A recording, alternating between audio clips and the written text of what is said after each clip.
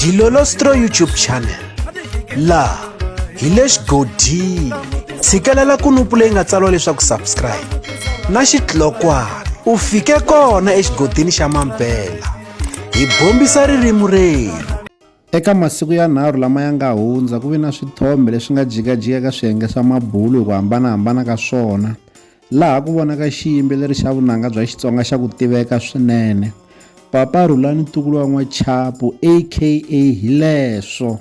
Naswona eka swithombe leswi nga jikajika a va vonaka va ambali gabadeni enhlokweni kumbe a va vonaka va mbale blumazi enhlokweni. Vanhu vo tala na swi tiva leswaku a hi rindzele ku va hi twa leswaku Papa Rhulani wa N'wachapu a va ta hlamula va ku yini eka mhaka leyiwani.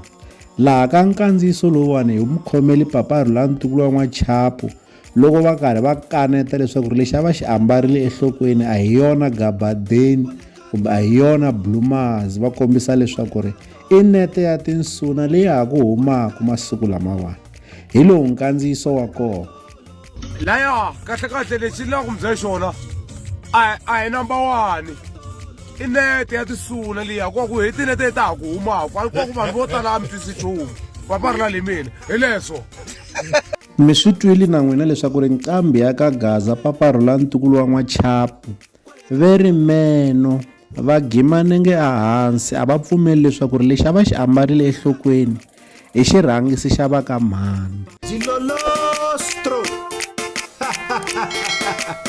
Ndambavisa malo.